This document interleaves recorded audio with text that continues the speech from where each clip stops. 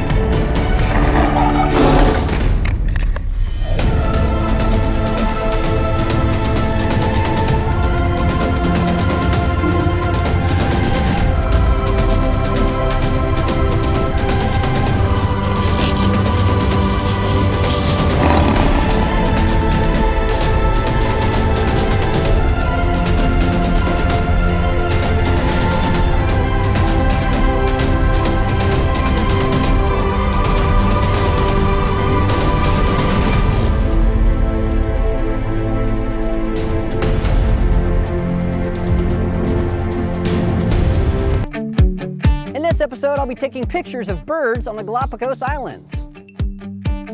Adorama TV presents Exploring Photography with Mark Wallace, where you will learn innovative techniques on shooting a wide range of photography. Here's your host. Hi everybody, welcome to another episode of Exploring Photography right here on Adorama TV. It's brought to you by Adorama, the camera store that has everything for photographers. Well, I'm going to be spending the next couple of weeks on the Galapagos Islands. Today I'm on the Santa Cruz Island and I'm shooting some birds, taking pictures of birds here.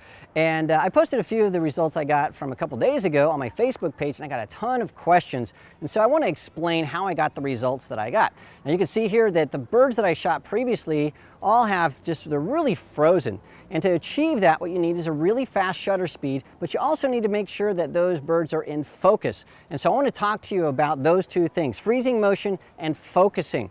Now, I want to start by talking about the lens that I'm using. This is a 70 to 200 millimeter f2.8L lens. It's a really high-end lens. And the difference between a lens that has a fixed aperture of 2.8 and a variable aperture that changes when you zoom in and zoom out is the focusing speed. This will focus anywhere from 1.5 to 2 times as fast as a lower end lens. And so I've got a lot of questions saying, hey, this is a very, very expensive lens. Can I get the same results with a less expensive lens? You can get the same results, but it's going to be much more difficult for you to focus as quickly as this lens does. So don't beat me up about having such an expensive lens. It really does make a difference, but you can get results that are similar using a less expensive lens, maybe a 70 to 300 millimeter lens. All right, so that's the lens that I'm using. The camera here, this is a 5D Mark III, and what I've done here is I have actually put this on aperture priority mode. Now that sounds totally counterintuitive because you're thinking, well, you want a really super fast shutter speed, why aperture priority mode? Well, I've put my aperture at 2.8, so my aperture is as wide as it's going to go, and what that's going to do is force my shutter to be extremely fast. And so with the really bright sunlight right here, that's going to keep my shutter really, really fast, so I don't have to worry about it. And because I have a 2.8 aperture, that means that I'm going to have really shallow depth of field, and that's going to isolate the bird as I'm shooting. Now the other thing I want to do here is set my focus to AI servo on other cameras. It's called continuous focus mode. And what that does, instead of when I push my shutter release button, instead of locking on a subject and holding that, it is always focusing. So as those birds are moving, I'm going to be tracking them and the focus is going to be tracking them as well. And then the last thing that I've done here is I put my camera's drive mode into high speed continuous. So when I push the shutter release, you can hear it. It's going to take them a bunch of pictures really, really fast, and that just improves my chances of getting a winning picture. Now, I'm not going to be using a tripod because things are going to be moving around, so what I'll do is I'll put my autofocus point to the center autofocus point. That's the fastest, by the way, autofocus point on your camera. And then what I'll do is I will track the birds just like I'm going to maybe shoot them with a gun. That's a horrible thing to say, but I'll track those birds, and then I'll be shooting as they fly. And then, if I don't get a perfect composition, I can always crop in post-production to make sure everything is right. That's all there is to it. Use the best lens that you can possibly get, preferably a 2.8 fixed aperture lens. I chose the 70 to 200 millimeter. Shoot in aperture priority mode at 2.8 or a wide aperture, depending on how bright it is outside. Make sure your focus is on continuous or AI servo, and then set your drive to high speed so you can get everything. So I'm going to shoot a couple of birds around here, and then we'll come back and talk about one more thing before we go.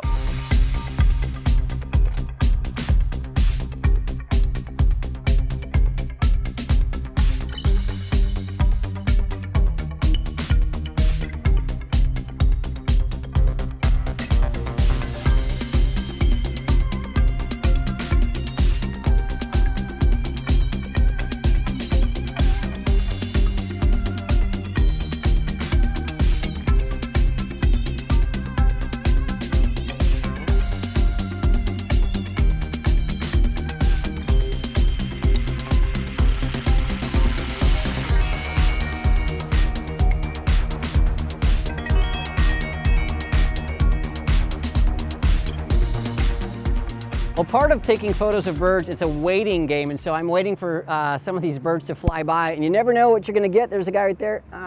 No, he flew behind a tree. And so be patient when you're shooting any kind of wildlife. You never know what they're going to do. You have to sort of camp out, and when you see the shot, be ready to take it. In fact, here's a guy coming up right here.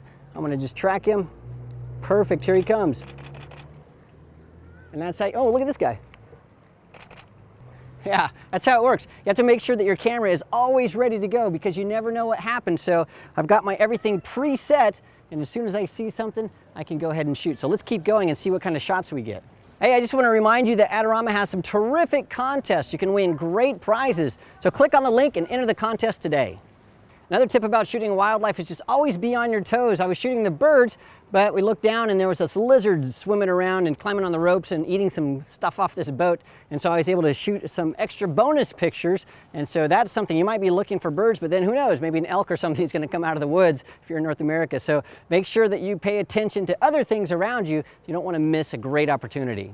I mentioned earlier that I didn't use a tripod when I was shooting the birds because I need a lot of mobility. Well, sometimes you need a little bit extra stability, specifically when you're using a lens that doesn't have image stabilization, and this one does not. And so the thing I love about my Travel Angel by Benro is that I can convert it from a tripod to a monopod. And so what I'll do here is I'll just take this center column, it comes right out, and then this side leg here just comes right off. And then what I can do is, instead of using a normal tripod, these two things here put together, and now I've got myself a nice monopod, and that will give me a lot of freedom of movement, plus it'll give me the stability that I need to make sure that I don't have any kind of vibrations from my camera. And so that's something that you can do if you're looking for a great travel tripod. This is the one that I use specifically because it's lightweight and you can do things like this. Well, thanks for joining me today for Exploring Photography. I hope that you learned a few things about shooting things that move. In fact, the stuff that we shot today, the birds, it could be anything. It could be runners, it could be motorcycles, it could be cyclists, it can be anything that moves. The principles all are the same. You want to use a great lens. You want to make sure that your camera is set to continuous or AI servo focus mode, a high-speed drive, and then to get that shallow depth of field, open up your aperture wide, and that'll force your shutter to go really, really fast, and that's going to freeze motion. Thanks again for joining me today, and don't forget that you can subscribe to Adorama TV so you don't miss a single episode. So do that right now, and I'll see you next time.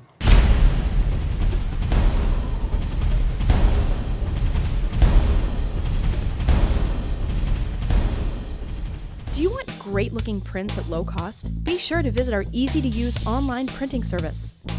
Adorama Pix has professionals who treat your images with the utmost care that you can count on. For a quick turnaround on photos, cards, or albums, use AdoramaPix.com.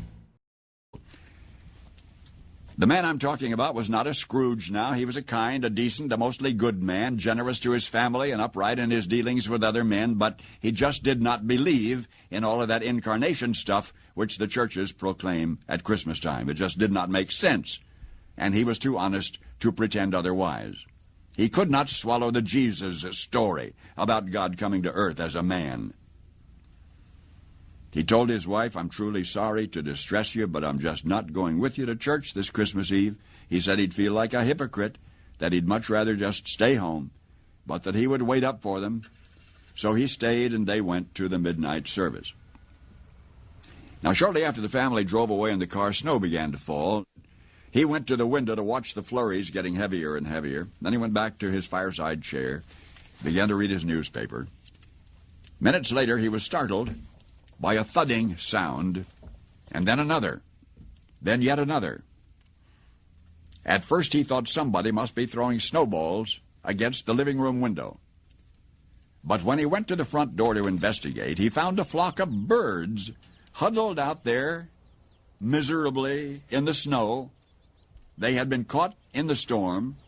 In a desperate search for shelter, they had tried to fly through his large landscape window. That was what had been making the sound. Well, he couldn't let those poor creatures just lie there and freeze. So he remembered the barn where his children stabled their pony. That would provide a warm shelter. All he would have to do is direct the birds into that shelter.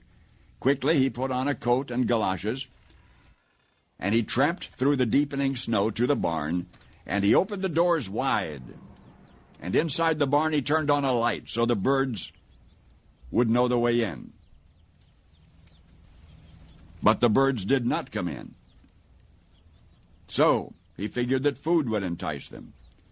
He went back into the house and fetched some breadcrumbs and sprinkled those on the snow, making a trail of breadcrumbs to the yellow-lighted, wide-open doorway of the stable. But to his dismay, the birds ignored the breadcrumbs.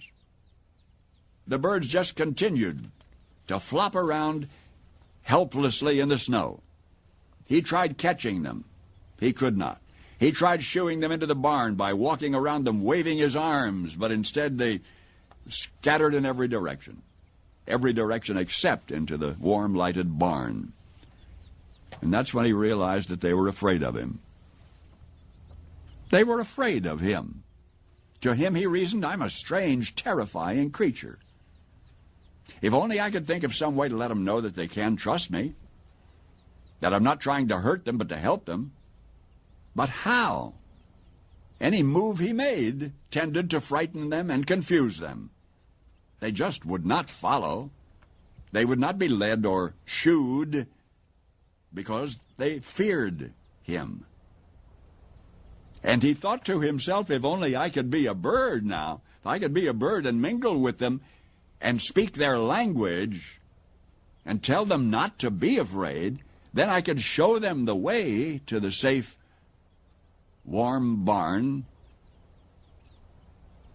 But I would have to be one of them, wouldn't I? So they could see and hear and understand. At that moment, the church bells began to ring. The sound reached his ears above the sounds of the wind, and he stood there listening to the bells. Adeste Fidelis.